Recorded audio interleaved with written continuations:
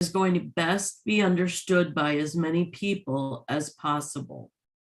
One of the complaints now with, remember, I was a nurse and I worked in the hospital a long time ago.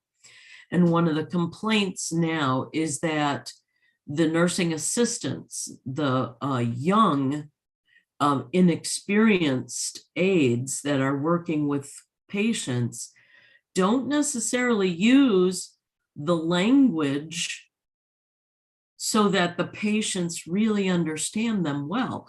They haven't grasped that not everybody understands the words that they're using. And it's helpful when you're going into a new country that you use as much of that language that you have in common with the people you're talking to, as much of the common language as possible.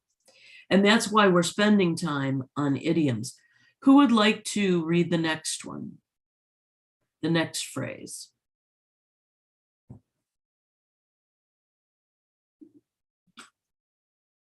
Angel, would you like to do that? Yes, sure. The trickiest thing in language keeps changing, said an assistant professor who studied interpersonal and professional digital communication at Radboud University in Netherlands. This kind of interpretation can definitely definitely complicate and hinder communication. So these misinterpreted phrases can hinder communication, and especially when you're working in an environment that's faster, that's more fast-paced, that hindrance of communication can be very challenging and sometimes detrimental. Who is next? Who would like to read the next phrase or the next sentence? Lydia? Yes, teacher. Jen says employee are learning what they should and shouldn't say at work, amid a generational language barrier. Was like So the generational language barrier is the language barrier between the older people and the Gen Z, the Zoomers, the young people that are coming into the workplace. And this generational language barrier is very difficult to cross unless everybody understands, let's take it slow. If I have a question about a word or a phrase, please don't take that the wrong way. I'm just trying to understand. And that's our approach. That should be our approach when we're in a conversation and we don't get what that person is trying to talk to us about. Who would like to read the next sentence? Charles? Yes, words like egg and slay have found their way into office speech for younger employees. So ick and slay. So in the past, what do you think that word ick means, Charles? I don't know. So ick, in my past, when I wasn't a nurse working in the emergency department, we would get into some icky stuff, yucky, slimy, not such great stuff. And, patients would come in and they would be doing all sorts of things. That word ick, I-C-K, now has a new meaning.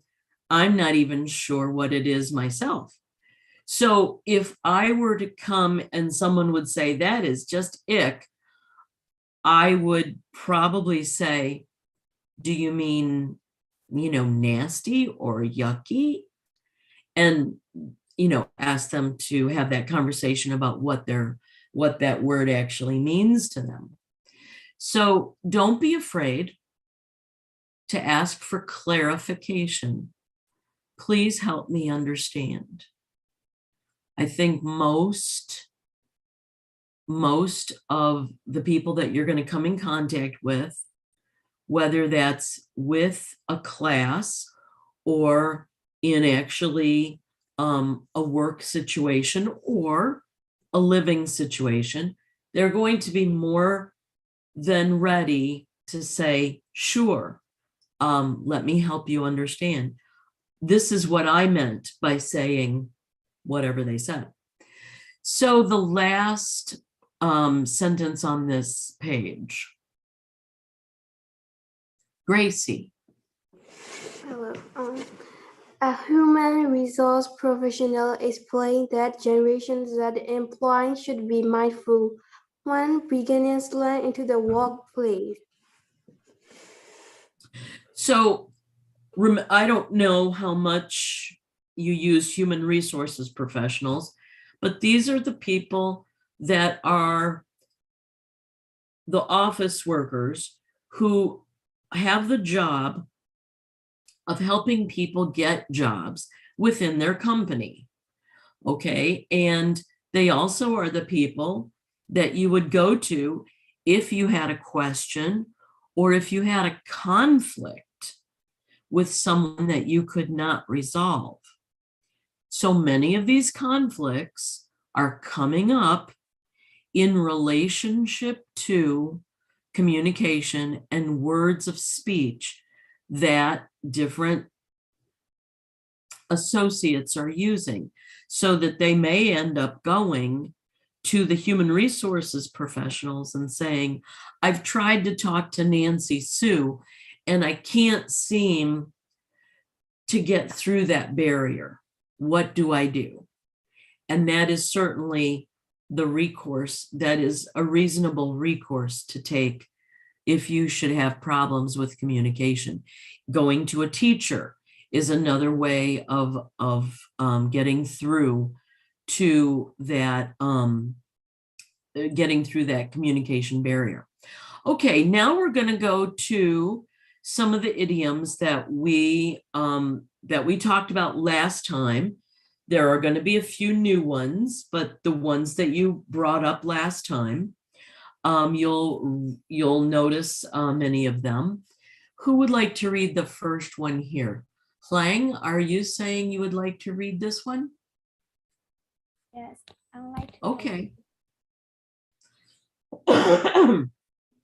Throw a curveball, meaning to surprise someone in an unpleasant way, mislead or lie.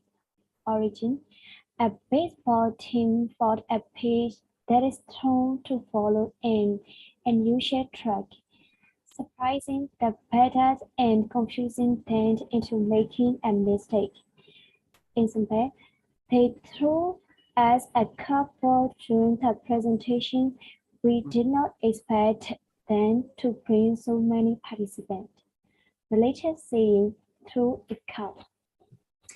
Have you ever seen a baseball game, or do you know what baseball is?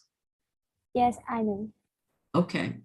So you know that there is a player in the middle who is throwing a ball at a player who has a bat. Well, usually they're throwing a straight ball. There are a number of different kinds of these throws that initiate the play.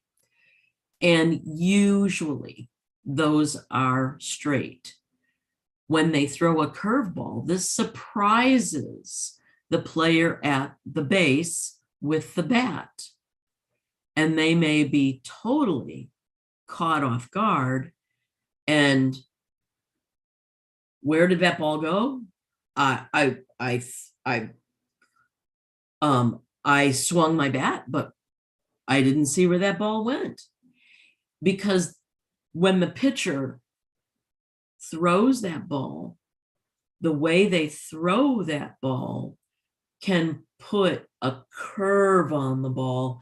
And although that player who has the bat thinks that it's coming right at them, all of a sudden the ball is over there and they were swinging the bat over here to catch that ball.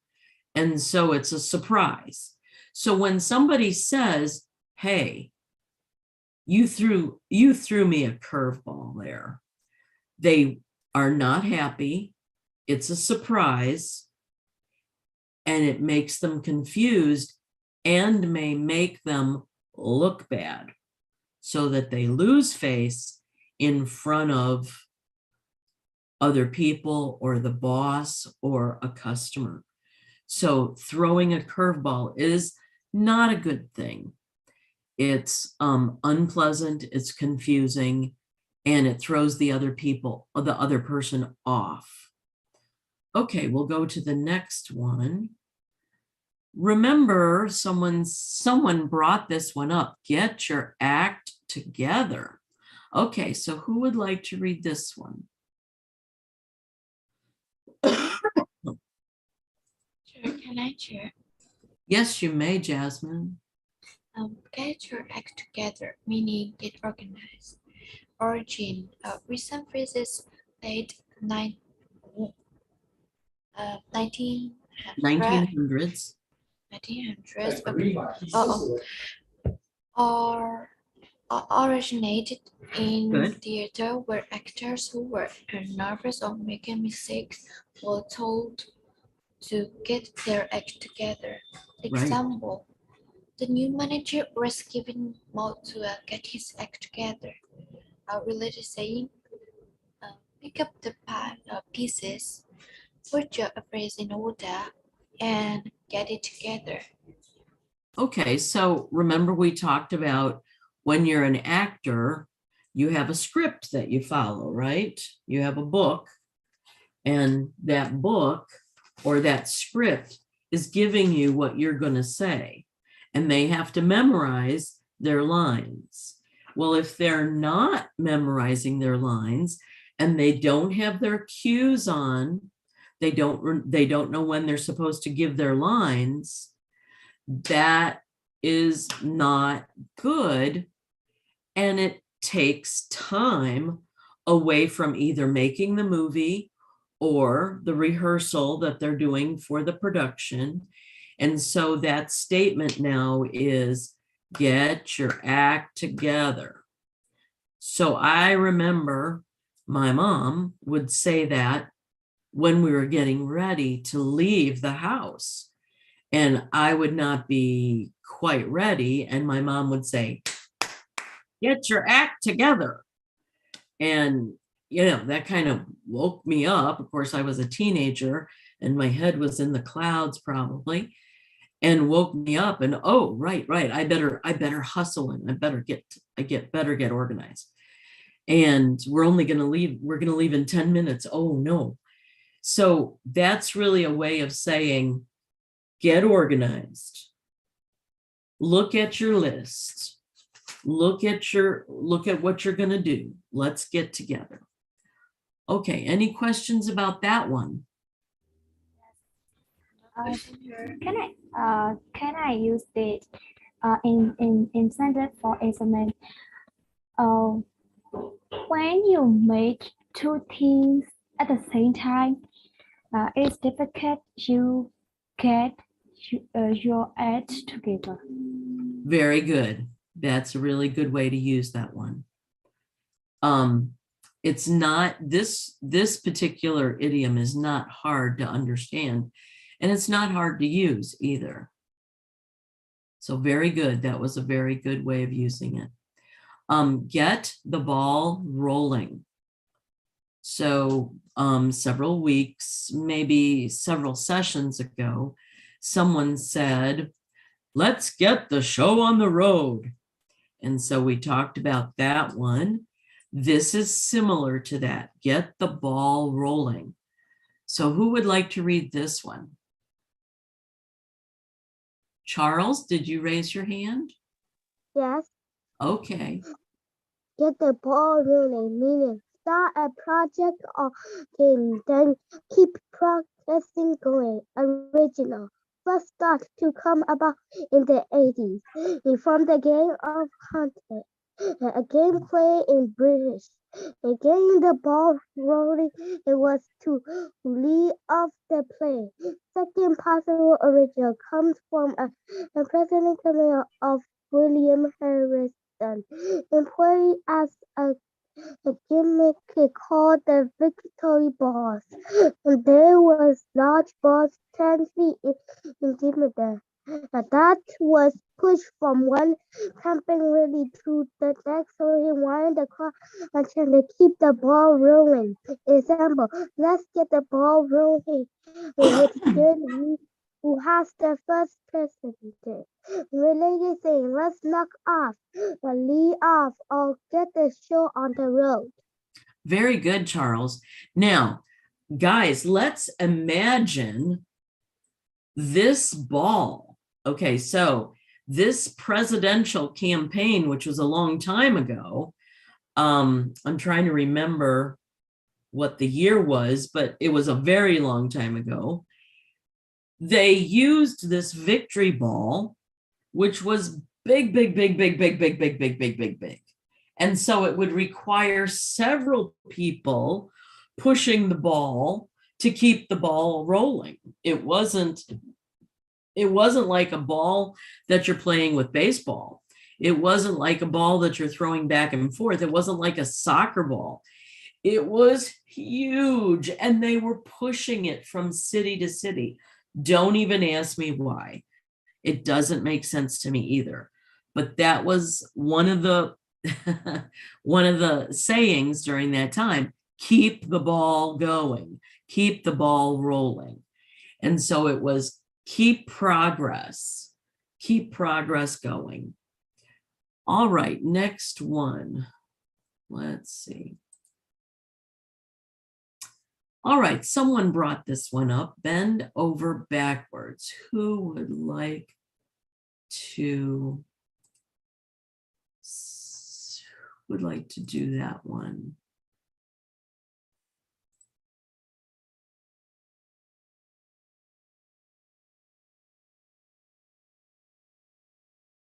Let's see who's got the. Oh, okay. I see Lynn. Go ahead and read that one, Lynn. Bend over backward. Bend over backward, meaning suffering inconvenience in order to succeed. Origin saying in use in many cultures for over 100 1,000 years, coming out of gymnastics practice. Example, he bent over backwards, trying to appease the potential customers so get their business related, going the extra mile or going above and beyond.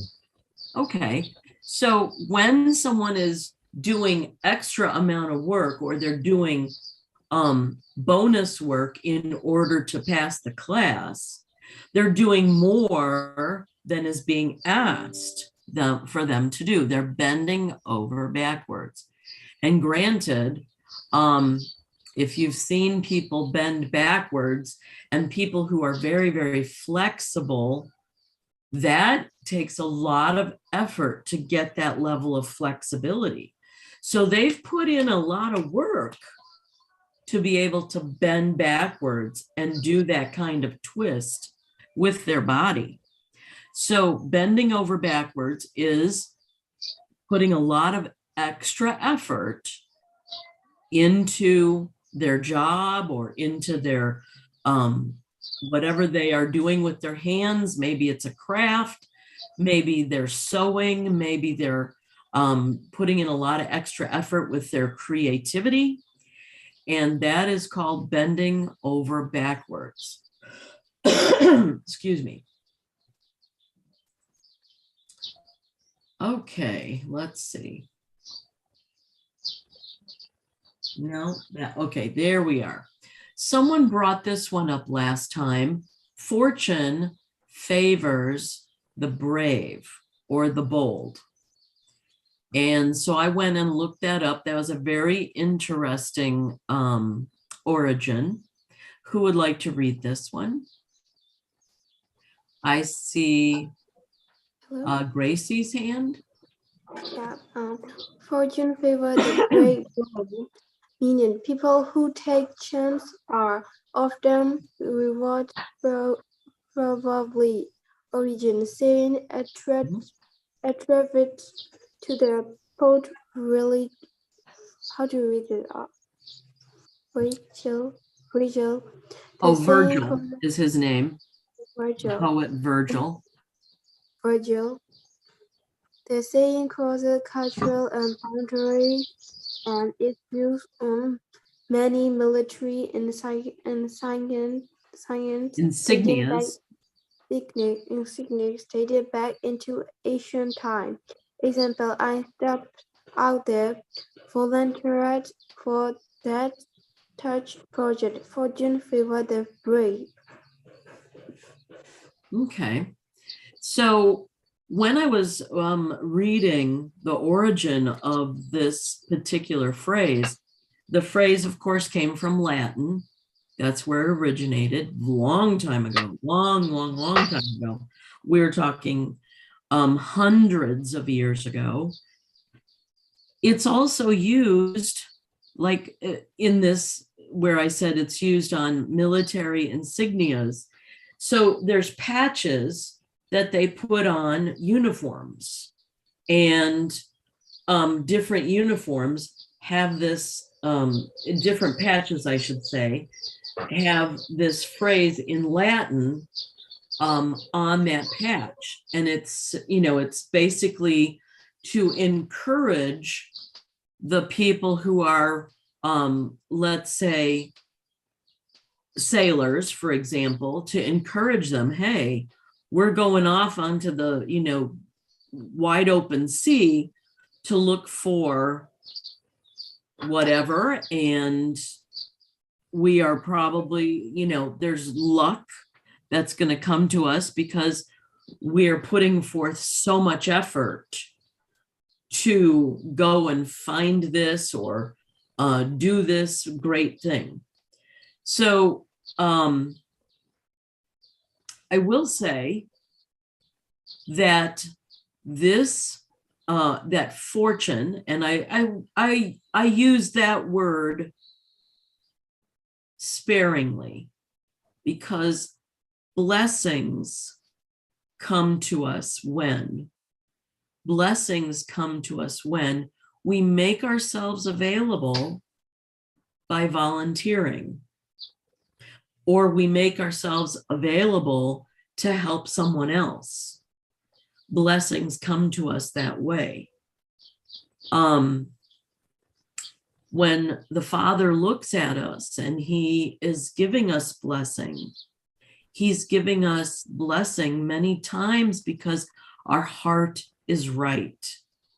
And often our heart is right because we're going beyond the normal, everyday, what's expected. And that's what this implies, that fortune or favor or success helps and comes when we step out to do something that's hard. And I have to say that all of you that are coming to these classes and all of you that are taking the effort to take online classes, you are being brave. You are stepping out and doing something that's hard. You are stepping into unknown areas that your family probably has never done. And that is brave. And I absolutely encourage you and say you are doing awesome work. And your work is showing through your mastery of your English to begin with. And that's what I can see and hear. So keep on, because these classes, your efforts are going to pay off. They are going to work out. Okay, we have another one here. Who would like to read this one?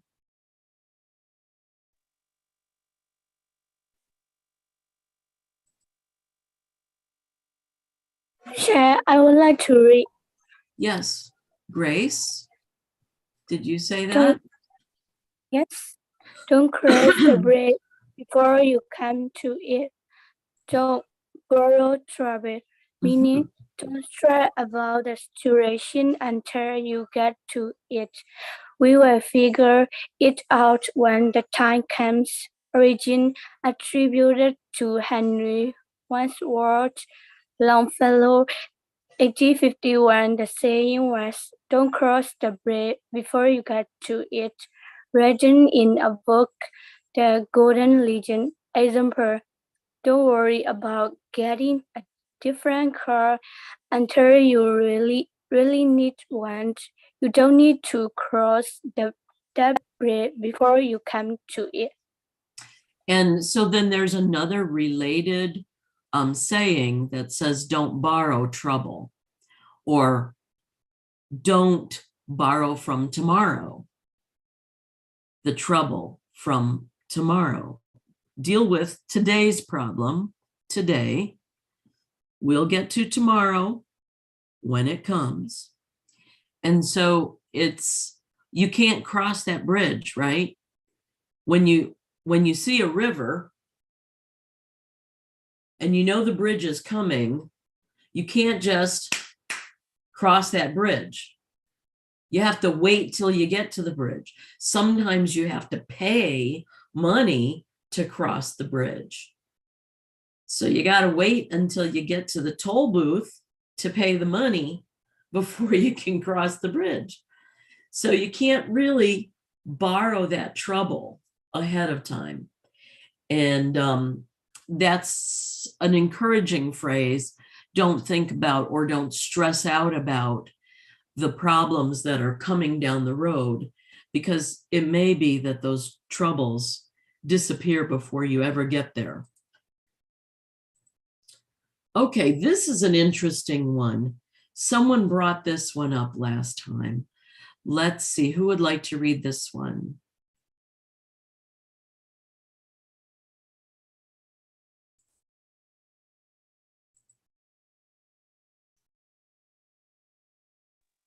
Lydia, would you like to read this one?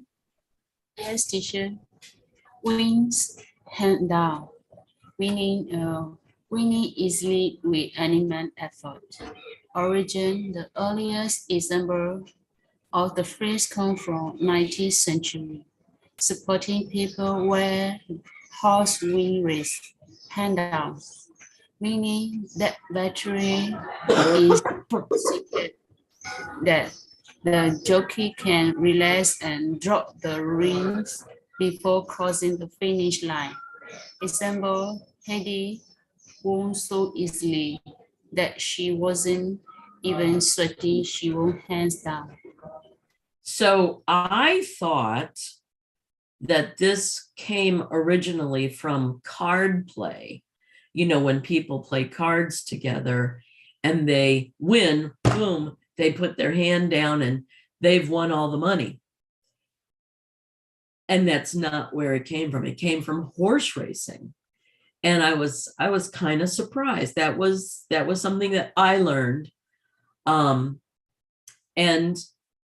it meant that the jockey won so easily that they weren't hardly working to get the horse over the finish line.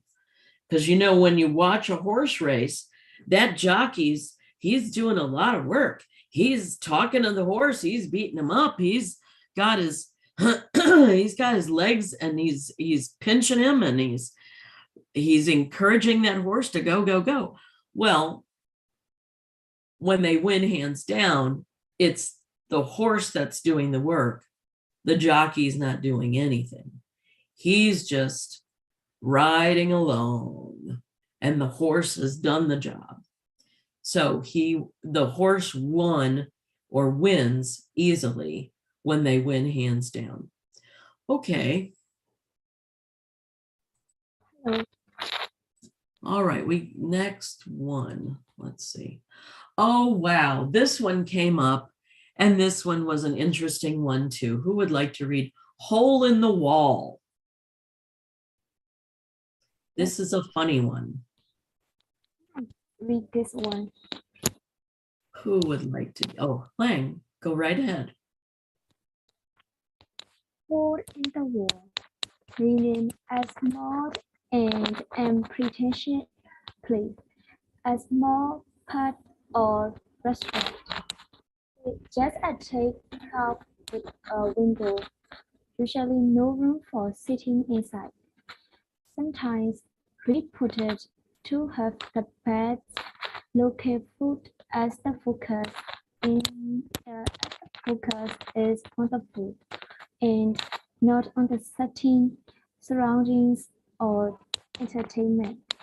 Origin, possibly as saying as far back as 1690s, when prisoners were served rations and drink through a hole in the wall of the prison.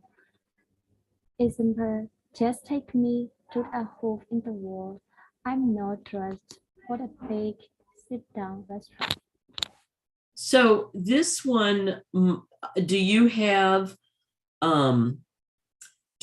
food trucks that go from place to place and serve food on the street?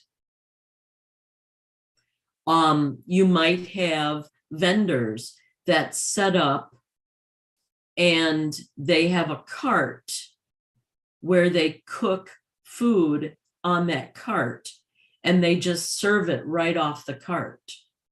That would be similar to a hole in the wall.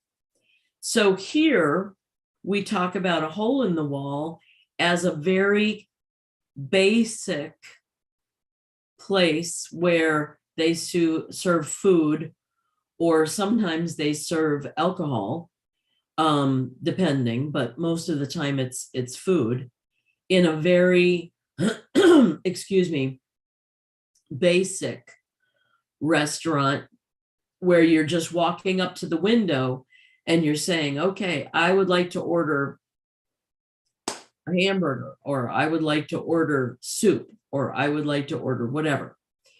And all they're doing is they're making it and they're giving it to you right through that hole. So a hole in the wall can actually be a good place to eat because the focus is on the food. A lot of times when you get into restaurants and they have a big restaurant, they have a lot of waiters, they have a lot of tables and chairs, they have to have bathrooms, they have to have this, they have to have that. And the focus then may be off the food or not as much of a focus on the food.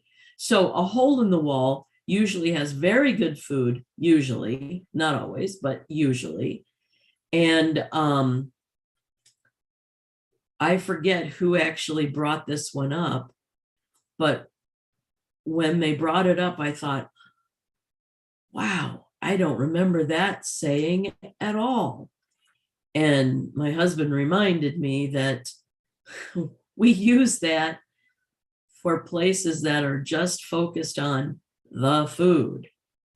And sometimes they're actually very old restaurants that are just focused on the food. Okay, let's see. So it's a hole in the wall. Okay, yes, this is the next one. Okay, who would like to read this one? Charles raised his hand. Okay, Charles. Better late than never. Meaning celebrate the fact that someone wants to welcome the fact that something has happened. Even if it happened later than expected or planning for. Original. Very old original. The writing in the history of Rome in 27 BC by Tyler Clifford. An example, it took me 3 years to complete the training course, but better late than never, right? Right. And so when I went to college, it took me a long time to get through all of my college classes. And I even waited until after my daughter went to school and after she graduated, then I went back to college. But it was better late than never. It was better that I did it and got it done than I would have never have done it. So I would encourage you, as you're making and as you're working on your classes and as you're working on different things that you're taking online, just keep doing each little bit. It will get done little by little. Better done, better late than not at all. And so each time you're making an investment in these classes, you are moving towards the finish line. Very good. Thank you, Charles. That was very well done. Okay, we got another one here. Who would like to read this one? Oliver, you have your hand up.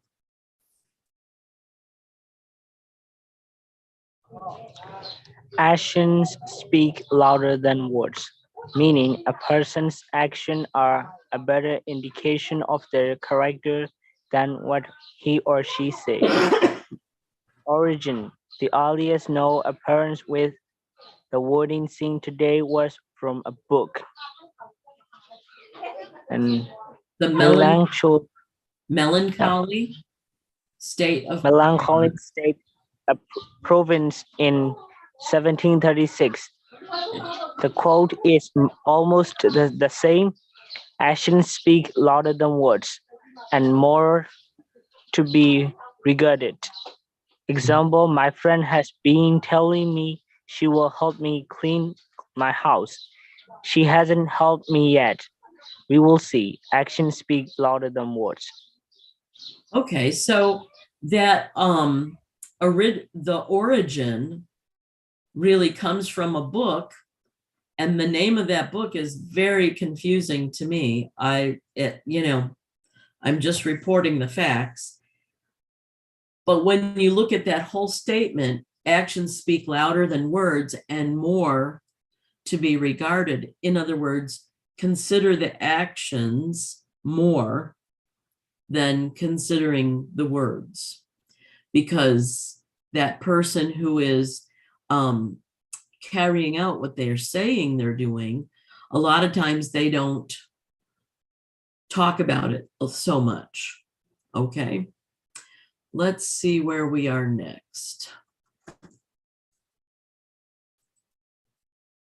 All right. This one we've heard and talked about it a couple of different ways. Drop in the ocean. Let's see, who would like to read this one? Hello. Gracie? Yeah. Drop in the ocean, meaning very small compared to the whole. Origin from the Bible, a book called Esther. Behold, the nations are as a draw or a bracket, and are counted as the small dust of the plants. Example, we had a brief shower, but it is a draw in the ocean compared to what is needed after the drought. Related phrase, draw in the bucket and spit in the sea. So those two related, even a drop in the bucket is just a small amount compared to a bucket. When you spit in the sea, wow, you're really not making much difference in that sea. And the drop in the ocean is not much either. So a very small piece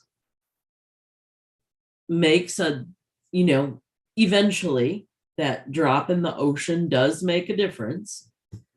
And eventually that drop in the bucket does make a difference.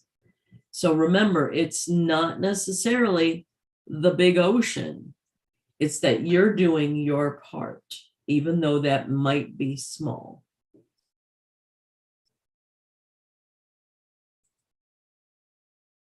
All right, a real go-getter. All right, who would like to read this one?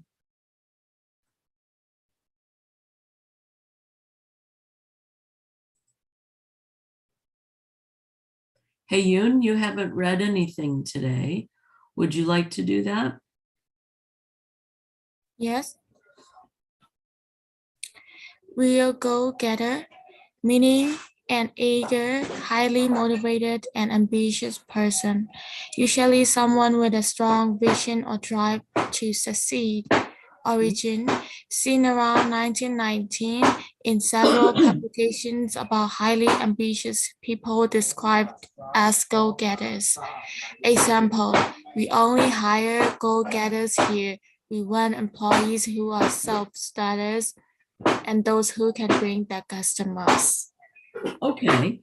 So in the 20s, in America, we had a lot of new businesses that were coming up, and a lot of people were forming businesses, and they wanted go-getters. And so they were looking for people who would go out and encourage customers to come into their establishment, to come into their store, to come into their restaurant. So they would actually send people out with placards and so on. With placards and so on to get people into their businesses. So they were called go-getters. There were several different books that related and talked about this phenomenon that happened during that time. Okay. Oh, this one brings memories of the Cinderella ball or the Cinderella story. Okay, who would like to read this one? Yes. Have a ball, meaning have a great time, a lot of fun.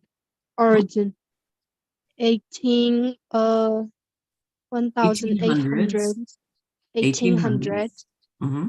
When the members of the high society were in habit of throwing huge parties called balls.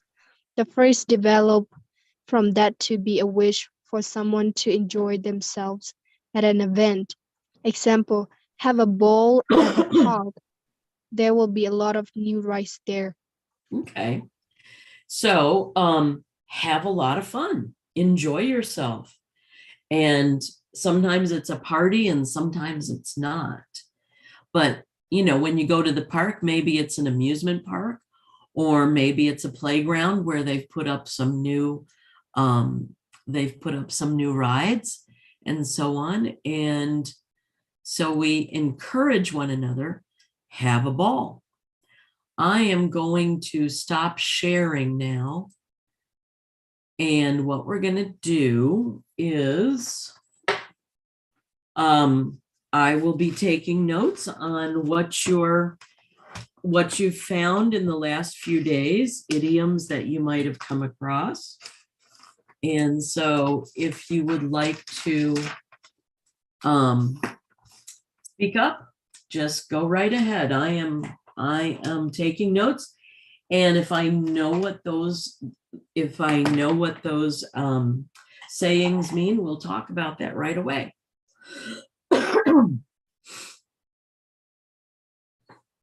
Who would like to jump in.